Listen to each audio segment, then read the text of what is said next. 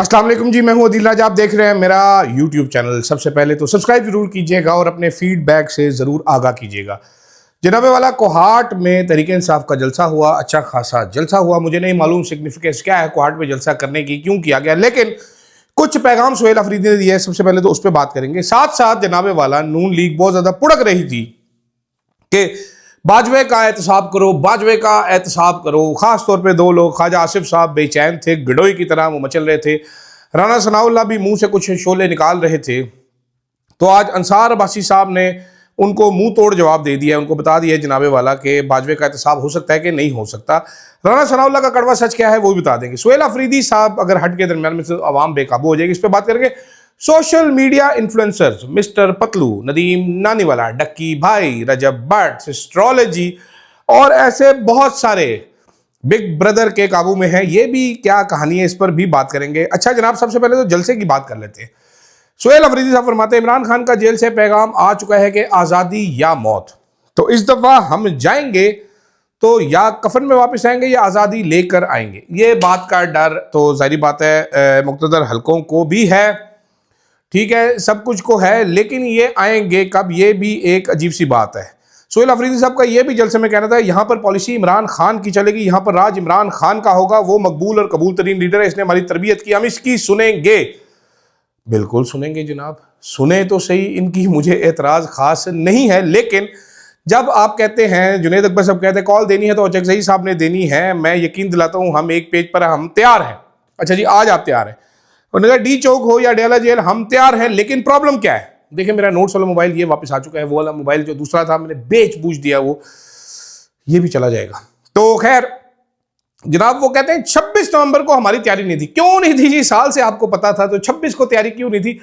तहरीक इंसाफ इस किस्म की बातें करके फिर वो अवाम को बेवकूफ़ बनाने की कोशिश करते हैं। माजरत का लफ्ज़ इस्तेमाल करूँ, 26 को तैयारी नहीं थी। आपको एक साल से पता है 26 क्या हुआ है, आपको एक साल से पता है बरसी आनी है, आपको एक साल से पता है आपको क्या करना चाहिए, एक साल से आपको पता है ऐसे मौके पर क्या किया जाता है। लेकिन आप आज मुंह चूक के कह रहे हैं कि 26 को हमारी तैयारी नहीं थी। क्यों नहीं थी आखिर तैयारी भाई आपकी?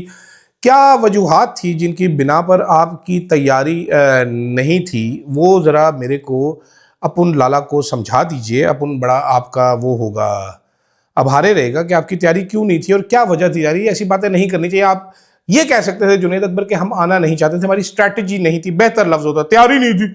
ये क्या बात हुई?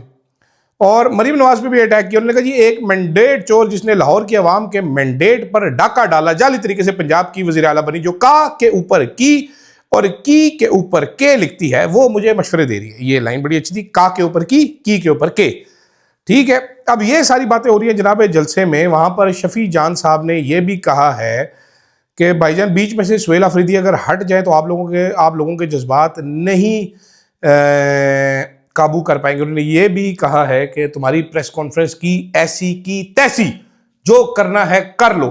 तो सीधा वाज़िया पैगाम दिया जा चुका है। तहरीक इंसाफ तो एग्रेसिव ही आएगी जनाबे वाला। तहरीक इंसाफ कोई कॉम्प्रोमाइज़ नहीं कर रही, उनका कोई कॉम्प्रोमाइज़ करने का इरादा नहीं है। दूसरी जानिब ज़रा अहम इंटरेस्टिंग दिलचस्प स्टोरी आपको सुना दे। बाखबर जराए ने अंसार अब्बासी साहब को बताया है कि जनरल बाजवा के खिलाफ ना तो कोई तहकीकात हो रही है और ना ही कोई कार्रवाई ज़ेरे अमल है। जाहिरी बात है, मैं काफ़ी दिन से कह रहा हूँ, ये कैसे हो सकता है कि एक ISI चीफ शहर में दंदनाता फिर रहा है, ज़मीनों पे कब्जे कर रहा है, बलूचिस्तान की हुकूमत गिरा रहा है, मेस में। अब ख्वाजा आसिफ ने भी कहा कि मेस में कानून साजी होती थी, हमें फैज़ मेस में बुला लेता था, हम मजबूर थे, हम चले जाते थे मेस में हमें खाना भी नहीं अच्छा देता था और हमसे करूर पे साइन।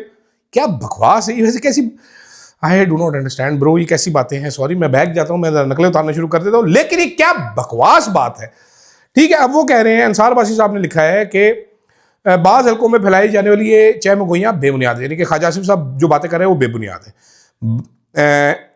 बाखबर हल्कों के मुताबिक फौजियत साहब का वो अमल जिसके नतीजे में जनरल फैज़ को सजा हुई मुकम्मल तौर पर शवाहिद की बुनियाद पर, जी बिल्कुल मुकम्मल तौर पर शवाहिद की बुनियाद पर था और सिर्फ इनके इनफरादी इकदाम तक महदूद रहा, जब इस केस में साबिक आर्मी चीफ को जोड़ने वाला कोई मवाद मौजूद नहीं जनाबे वाला। यानी कि फिर इसका दो चीज़ें, इसका मतलब यह है कि मेस में जनरल बाजवा की मर्जी से बुलाता था, बलूचिस्तान की हुकूमत जनरल बाजवा की मर्जी से गिराई गई, जनाब बाकी सारे जो काम करता था वो जनरल बाजवा की मर्जी से करता। फैज़ सिर्फ चंद काम उसने जनरल बाजवा की मर्जी शामिल नहीं थी, यानी कि ये जो टॉप सिटी पे हमला किया था वो जनरल बाजवा की मर्जी शामिल नहीं थी, या रिटायरमेंट के बाद जनरल बाजवा क्योंकि रिटायर थे तो मर्जी शामिल नहीं थी, जिसकी वजह से पकड़ा गया। तो अब जो लोग सारे कह रहे थे कि फौजी अदालतों का एहतसाब इतना अच्छा होता है, इतना अच्छा होता है कि मेरा भी दिल करता है एक छोटा मोटा ट्रायल फौजी अदालतों से करवा लूं, वो क्या कहेंगे इस पर वो समझ नहीं आ रहा। लेकिन लेकिन लेकिन लेकिन जराए ने यह कहा है कि फौज की जानिब से अपने एक सीनियर ऑफिसर के खिलाफ एहतसाबी अमल मुकम्मल होने के बाद तवक्कुआत बढ़ रही हैं कि एहतसाब का दायरा फौजी शोबे से बाहर भी फैल सकता है। ब्यूटीफुल। उन्होंने कहा जज, ब्यूरोक्रेट, सियासतदानों और हत्ता के मीडिया के बाद अफराद जिन्होंने मुबैना तौर पर माजी में सियासी इंजीनियरिंग में किरदार अदा किया या आईनी और कानूनी हदूद से तजावज़ किया, आने वाले दिनों में जांच पड़ताल की जद में आ सकते हैं। तो फिर जंग ग्रुप का क्या बनेगा सोनिया, जो कि सियासी इंजीनियरिंग में शामिल रहा, चाहे वो पुराने 2013 के इलेक्शंस हों या 2018 के इलेक्शंस हों, जब आपने एयर की नवाज शरीफ की, वो जब आपका मालिक जाता है नवाज शरीफ के पास कि मियाँ साहब अपने बड़ी कुर्बानियाँ दे, ज़्यादा इश्तिहार दिए जाएँ, ठीक है, जजेस तक फैल जाएगा, कौन फैलाएगा, मेरा ये भी सवाल है। लेकिन खैर इतने सवाल पूछने चाहिए, हम ही किधर एहतसाब हमारा ही ना हो जाए, हमारा एहतसाब तो वैसे ही हो जाएगा ना। अच्छा, इससे कबल भी इसी नौयत का मौक़िफ़ फौजी तर्जुमान की जानिब से सामने आ चुका है। अंसार वासी साहब ने ये बताया गुज़श्ता साल एक प्रेस कॉन्फ्रेंस में DGI-SPR ने जनरल फैज़ की गिरफ्तारी और कोर्ट मार्शल की कार्रवाई से मुतल्लिक सवालात के जवाब में वाज़ेह इशारा किया था। ये इशारा क्यों करते हैं कि फौजी एहतसाब का निज़ाम शफ़ाफ है और इल्ज़ामात या मफरूज़ों पर नहीं बल्कि ठोस शवाहिद की बुनियाद पर काम करता है। जनाब फैसला जारी कर दें ताकि पता चले कि क्या ठोस शवाहिद थे, बल्कि पूरी फाइलें डीक्लासिफाई कर दीजिए। वो सवाल के क्यों बैठे हैं? मैं तो कहता हूँ साथ साथ हसन न्याजी और दीगर जिनको मिलिट्री कोर्ट से सजा दी गई है उनके भी दस्तावेजात पब्लिक कर दिए जाएँ। छुपाने की क्या ज़रूरत है? अगर शफ़ाफ है तो शफ़ाफ कहने की ज़रूरत न पड़े, आपके ये फाइलें पड़ी हैं भाईजान, PDF फॉर्मेट में अपलोड कर दिए, चेक करो कितना शफ़ाफ है। ठीक है।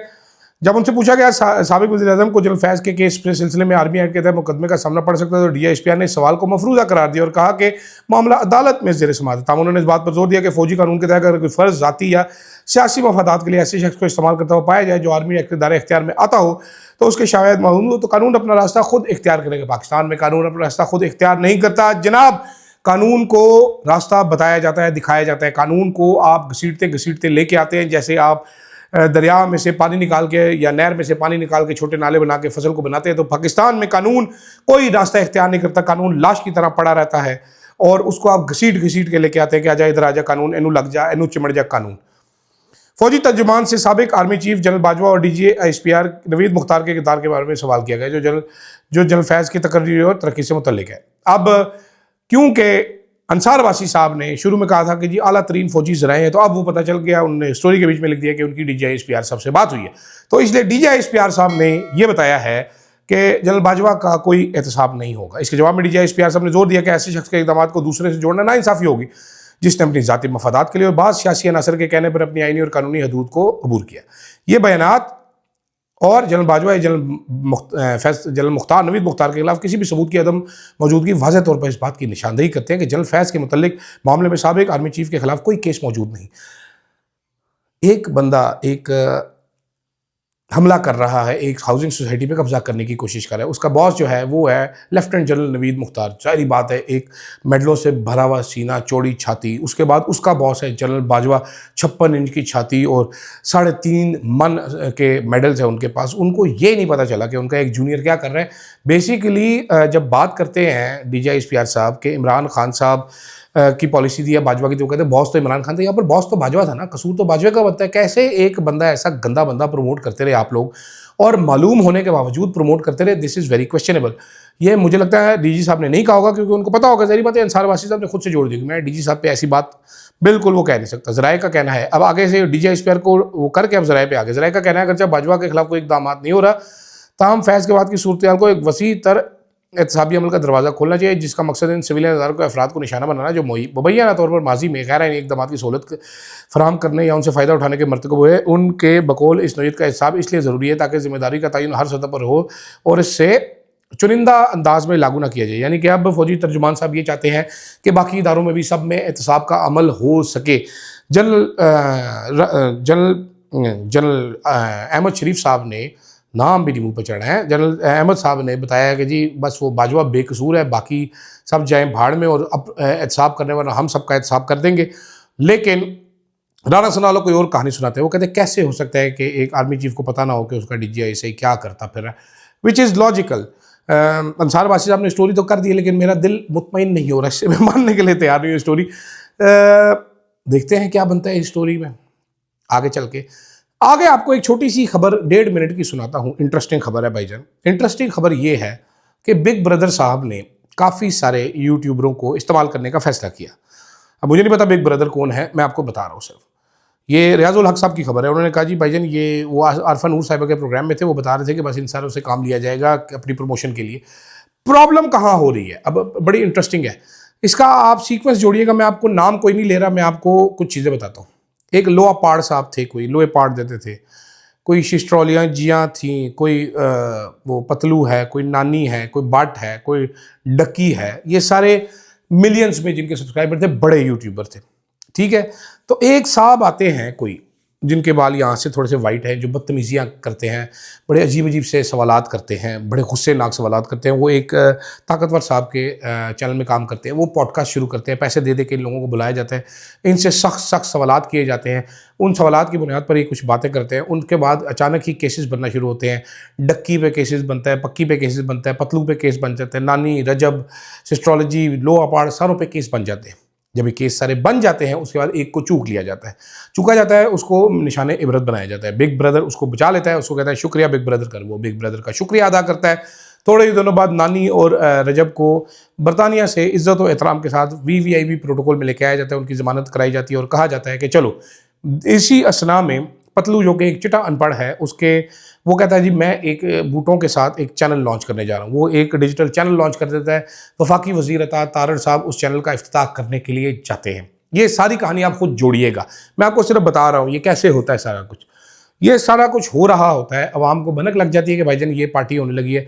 वो जो सिस्ट्रोलॉजी है वो भी बता देती है बिग ब्रदर का शुक्रिया, वो दूसरा कहता है बिग ब्रदर का शुक्रिया, वो कहते हैं सारे इदारे करप्ट है, एक इदारा फिट है।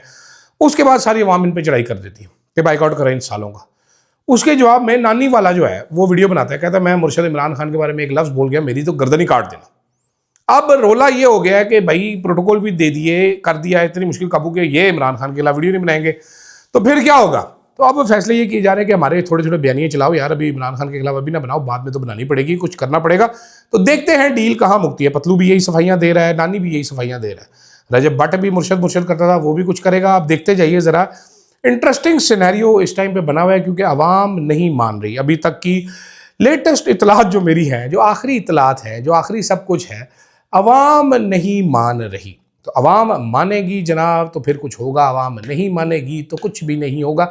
अब देखते हैं कि आवाम कैसे मानती है, या ये लोग अब दोबारा अपनी व्यूअरशिप खोते हैं।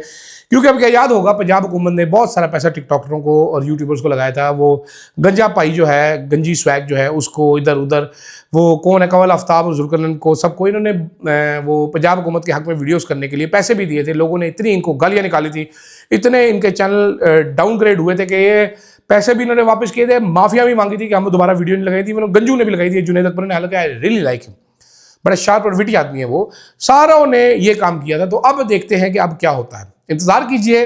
इंटरेस्टिंग मजा आएगा सोशल मीडिया के ऊपर, इस पर अपडेट्स आपको देते रहेंगे। फिलहाल के लिए मुझे दीजिएगा इजाजत, अल्लाह हाफ़िज़।